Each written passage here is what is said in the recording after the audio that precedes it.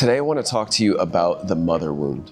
My name is Christopher Armstrong and I'm the headmaster of the Mutant Academy, and I teach ADHD and neurodivergent geniuses how to reprogram their inner world so that their outer world and outer results can change, so that they can live the life that they came here to truly live. I teach at the Mutant Academy, a school that I started for neurodivergent creators, entrepreneurs, and leaders. It was 2022 and I was back at home living with my parents, a 30-something-year-old who had just completely destroyed his life once again. I had just gotten out of a very traumatic relationship with a woman. We got pregnant very early in the relationship, maybe about 2 months in, and then 2 months into the pregnancy, we lost the child. We didn't have any foundation in our relationship. We had no strength, no emotional awareness, no communication, and so everything fell apart. I moved back across the country after just a few months of living on the East Coast, having moved my entire life over there to be with her. I had destroyed my savings account. I had barely any money left, and so there I was living with my mom and dad. Every day I was feeling shame. Every day I had difficulty looking at myself in the mirror because of the life I had created for myself. I had been dealing with this challenge because I bought a camper trailer because she and I wanted to go out and live on the road. But when I left, that trailer was parked in the Boston, Massachusetts area, and I needed to do something with it. But I had bought it, it was in my name, and I needed the cash. But I couldn't go back there and deal with it. I couldn't get myself to fly back and handle this problem. So I was trying to get this woman to support me, but every time we got on the phone, it was chaos, it was conflict, it was challenging. And so I was standing there in the pantry in my parents' kitchen, and my mom walked around the corner and she said, "Hey, what are the updates with that camper trailer?" And I said, "I don't know, I can't seem to get this process to go through, and she doesn't want to help me out. She's telling me to deal with it on my own." In that moment, I felt so much anger. I just slammed my fists on the shelf and I screamed. It was like a rage scream, like a primal animal scream. My mom panicked and she ran out the door and into the garage. She was absolutely shocked and frightened by the energy that I was carrying. I dropped to the floor, my head on the ground. I started to cry, sobbing, uncontrollable tears. My mom came back in and she put her hand on my back. She started to soothe me, and then she said, "Shh, shh, it's okay, be quiet, be quiet." I got up and I looked at her and I said, "Never tell me to be quiet ever again." My mom, confused, walked into the room, and I thought to myself, "Oh, this is gonna be a hard one to fix." The mother wound is the deep wound that we carry in our inner psyche because of our unmet emotional needs as a child. You see, the mother represents so much to us, and not getting that proper, healthy, unconditional love from our mother imprints us from a very early age and affects our entire life. Not only our relationship with the opposite sex, with the women in our life, and this is true for both men and women. It affects how we treat ourselves, how we love ourselves, and it affects the results that we get in our life. So stick with me today, and I'm going to teach you what the mother wound is and why you, as a neurodivergent genius, ADHD, autism, whatever it might be, you especially need to heal the mother wound, because this is dramatically affecting the quality of your life. So why do you need to heal the mother wound? Well, first and foremost, life in a neurodivergent mind is a life of intense emotions. Intense emotions that we feel far more intensely than neurotypical people. But most of us have been taught from a very early age to suppress those emotions because we were too much, too big, too loud, too sad, too angry, whatever it might be. And that suppression leads to a lifetime of emotional dysregulation and self-silencing. In order to live the life that we came here to live, to truly fulfill our mission, we have to learn how to heal our emotional state, how to navigate our emotions, no matter how big or small they are. But you can't do this unless you heal the root cause of this, the issues that you had with your mother or with the mother archetype as a child. Many of us cried and we asked for help. Our body, our emotions, unconsciously speaking, we need support and we need help. But in those moments, love didn't come closer, love retreated. And that pattern, if unhealed, if not handled properly, will continue to show up over and over and over in repetition, so that every time you ask for help, consciously or unconsciously, that support will just disappear. For many of you, the mother is gone, whether she's passed or whether you're just not living in her home anymore. That mother is gone, but we still tend to suppress those too big emotions. We become our own suppressor. We become our own person who silences ourselves. And that pattern of continual self-silence will cause internal conflict. It will cause physical and emotional discomfort or disease because of the inability to properly identify and navigate our emotional landscape. The mother wound has many different expressions, but at its core, it is the psychic imprint on our unmet emotional needs as a child. Our mother plays a role. The mother is the divine mother that in so many religions is depicted as the virgin mother. It is Mother Nature. It is the all-loving, unconditionally loving, soothing, nourishing, and nurturing energy, the one that provides us, that gives us the nourishment that we need to live. It is Mother Nature, Mother Earth, who gives us all of the food that we need, who gives us everything that we need to build our own comfort and safety. But most of us didn't get that safety when we were younger, especially if we were neurodivergent. And so those unmet emotional needs, the lack of exposure to true unconditional love expressed through our mother, then becomes a wound that we carry in our psyche for the rest of our life. It can cause people-pleasing. It can cause suppression of our own emotions. It can cause emotional reversal, where we try to take care of other people instead of taking care of ourselves. We often even suppress our own voice, silencing ourselves instead of asking for what we need. It can lead to masking and even causing ourselves to become hyper-attuned to others, making sure that we put other people's needs before our own. When we were young, as neurodivergent beings, we had intense emotions, more intense than other people. But those emotions were usually met by a mother, a woman who said, "You need to be quiet. You're too much. This is too much emotion. You need to be quiet," right? There's a difference between soothing and suppressing. Soothing is when a mother comes and shows you, "I'm here. I'm able to listen to you. I'm able to give you space so that you can feel seen and heard and witnessed." But most women have been taught to just suppress, that loud emotional expressions are bad or uncomfortable, that you need to be quiet in order to earn love, that your big, loud expressions of anger or whatever emotion it is usually met by conditional love. I will love you and care for you as long as you are quiet. I will love you and support you as long as you are small, calm, and under control. We grew up in a world where we were given love that is based on the type of behavior that you engage in. That if you are a good boy or a good girl, then you will receive love, then you will get nourishment, then you will get a treat, a piece of candy, your meal. You cannot have dinner until you are calm or quiet, until you fit our model, our rules of what a good boy or girl is. But this leads to so many problems. Conditional love problem is so present in all of our life, all of our relationships.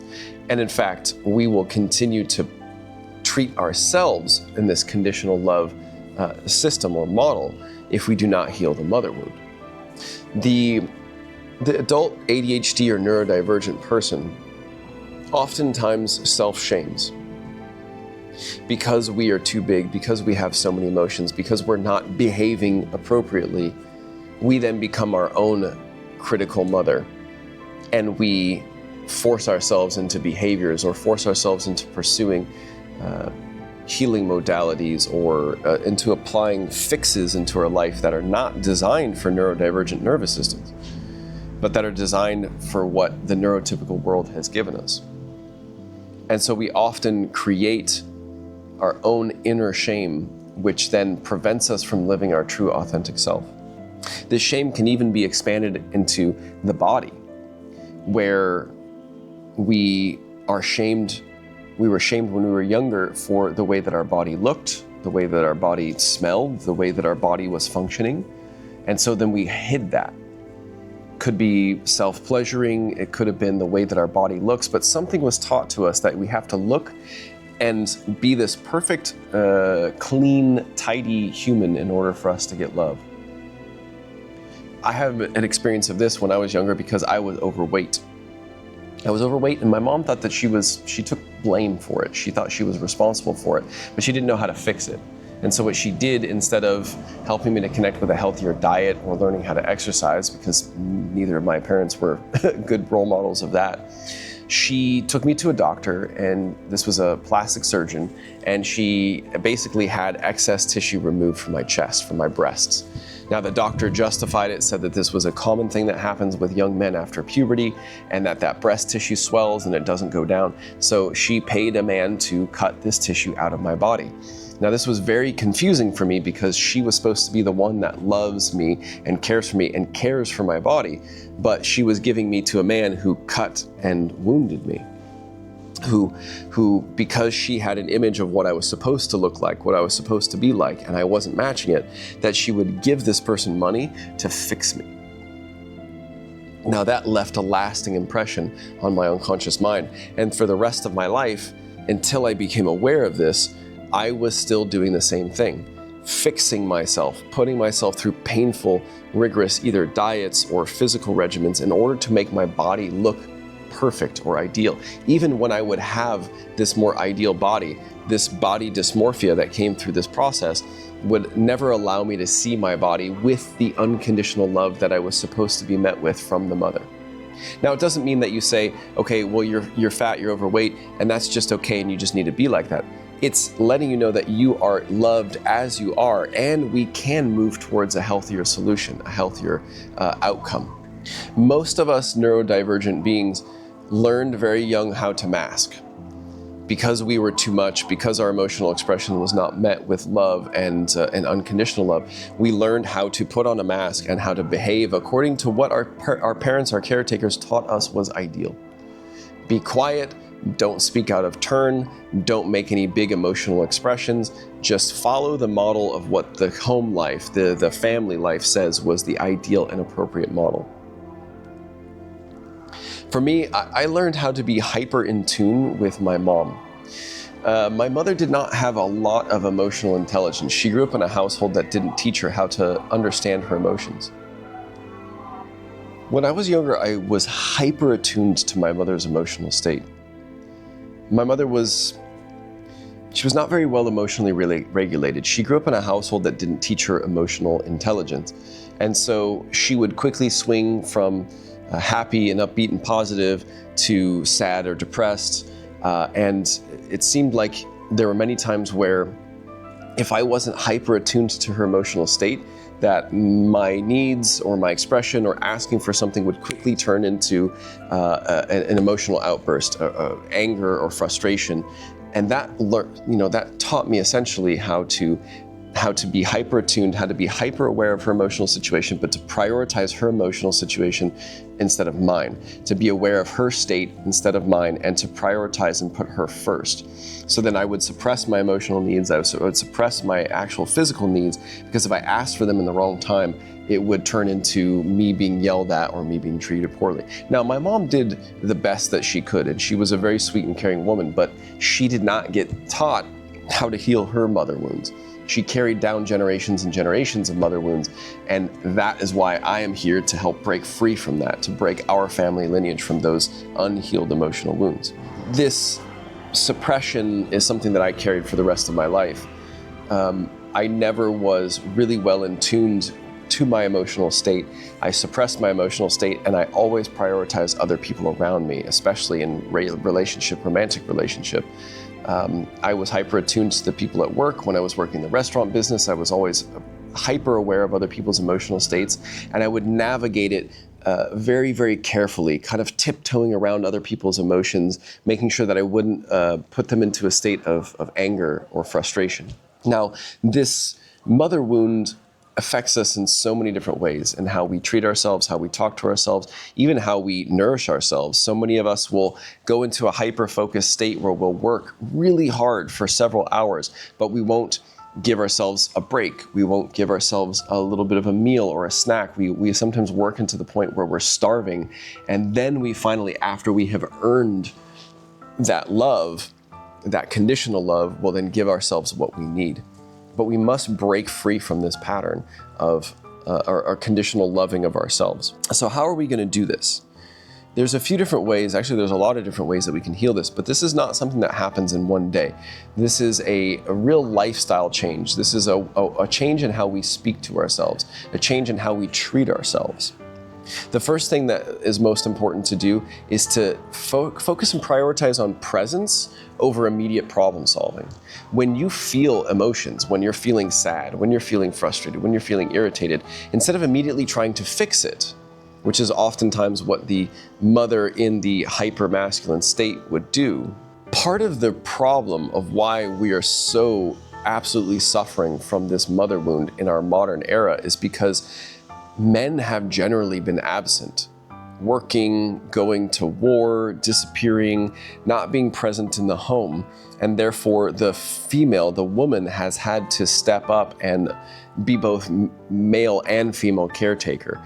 They've had to be overly in their masculine energy, which means that they're very strict, they're very discipline focused, that they are hyper busy, working multiple jobs or handling too many things, which means that we didn't get the care that we needed because they were busy, which meant that we didn't ask for what we needed because they didn't have the time to give it to us anyways.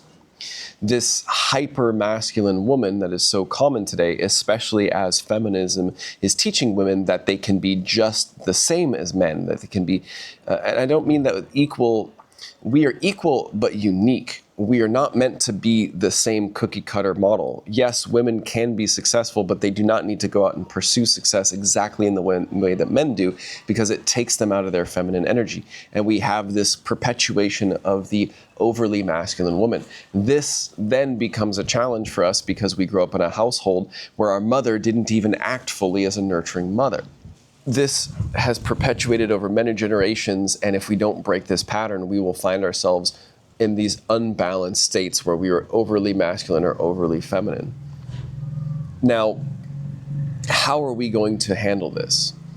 The first thing is that we need to prioritize presence over problem solving. If we grew up in a household where our father wasn't around or where our mother had to be both caretakers, then we often find that we didn't get our emotional needs first met with presence. We weren't seen and witnessed, and we immediately shifted into a problem-solving mode. The mother, instead of helping us to feel held and safe and seen, to say, I'm here for you, I'm listening to you, what is it that, how can I help you to feel more safe, immediately goes into, how do we fix this? Shh, be quiet. Okay, we need to find a solution to this problem.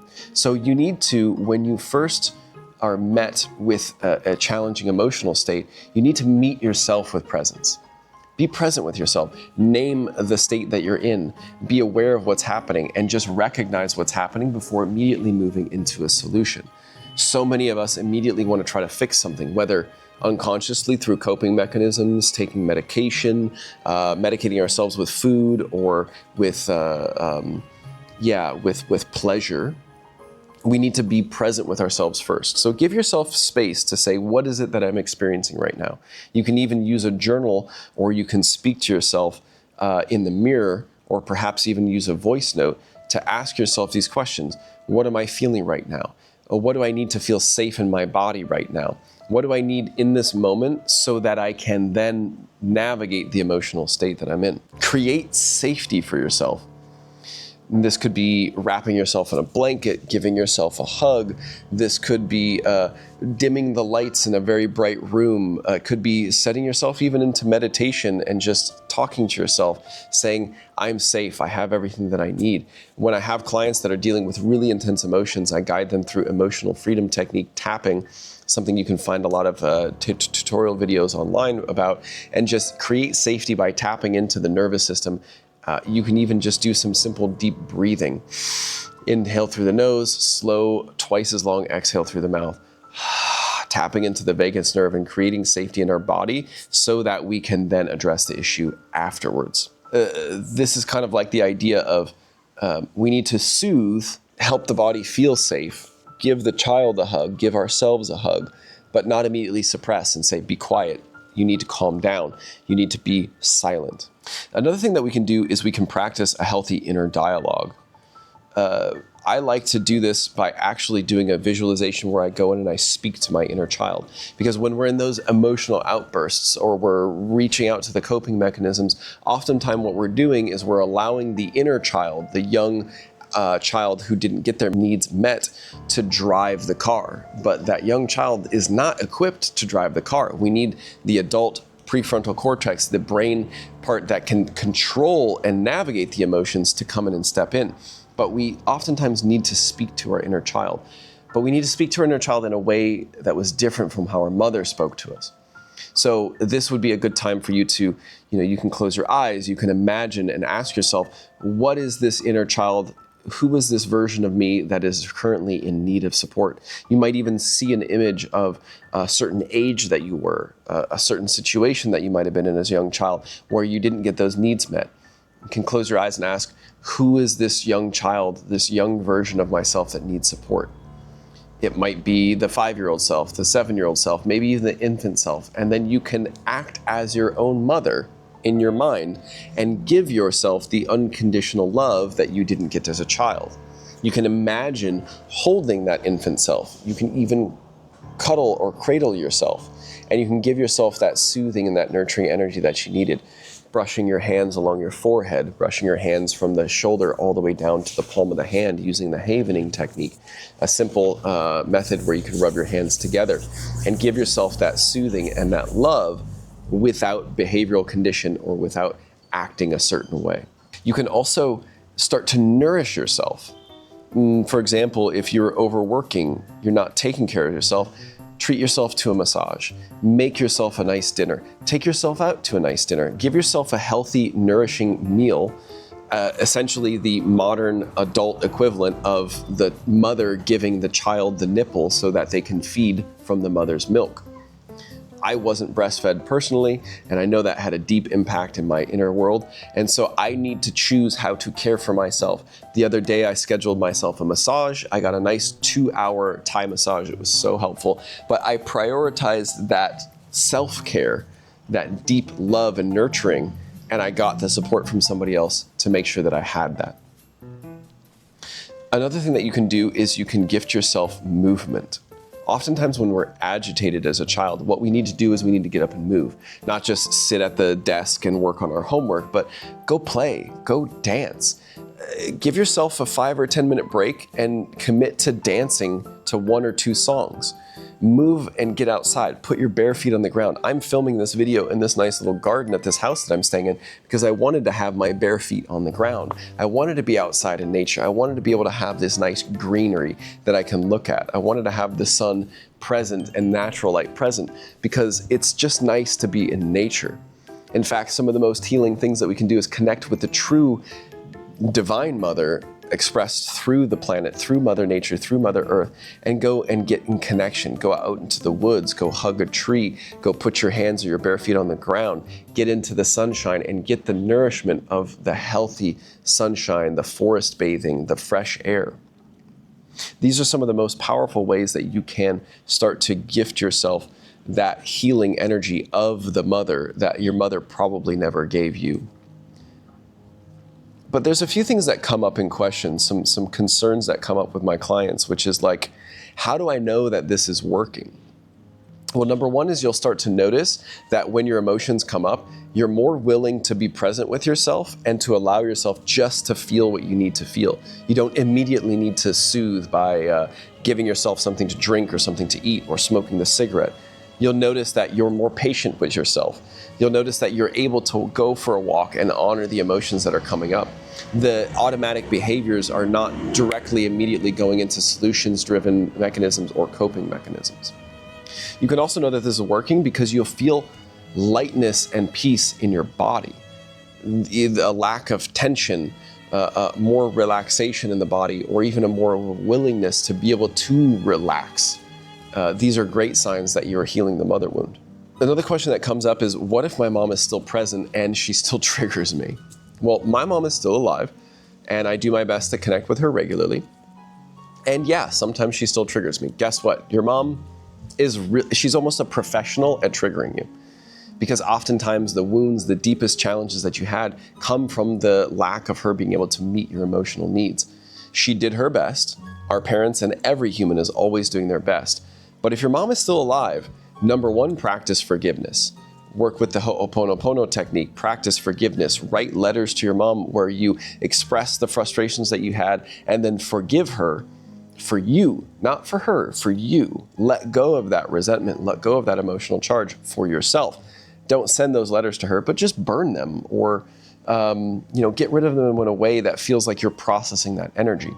And then as you heal and treat yourself better, you're going to find that these triggers start to fade away. You're going to have much more respect and appreciation for your mom. In fact, one of the most healing things that I've ever done was to invite my mom to a 4-session interview series where I kind of did a podcast and I interviewed her about her entire life. The more that I learned about her mother, her family, and where she came from, the more I realized I had compassion for her because no one ever taught her these things. She didn't have YouTube where she could look up videos about the mother wound and learn techniques how to heal herself. How you're going to know that things are shifting is that you are able to really take care of your own needs and start to practice and implement these techniques to have the patience for yourself. And what if starting to change your relationship with the feminine energy, with that nourishing, nurturing, and unconditional love is exactly what you need in order to live your life as the neurodivergent genius that you came here to be. And that's why I created the Mutant Academy, to teach you and to give you a community live experience of healing these wounds together. So I would like to invite you to join the Mutant Academy. Right now, we are launching our cohort in November of 2025. At the end of the month, we are starting a group coaching program where I give you one-to-one coaching to help you deprogram the deepest unconscious blocks and the old unhealthy behavioral patterns so that you can really transform your life while teaching you things like this: inner child healing, reparenting, helping you to learn not only the theoretical, but the how to actually do this in a group setting, in a one-to-one setting, combined hybrid of group coaching and one-to-one coaching in a 60-day program. That 60-day program is designed to help neurodivergent geniuses to radically transform their life, going from addicted and coping and just surviving to empowered and thriving and stepping more into their true life's purpose. Because your ADHD, your neurodivergent nervous system, is not a disorder. It is a superpower. But until you train it together in community and with techniques that are effective, you're never going to shift from disorder to superpower.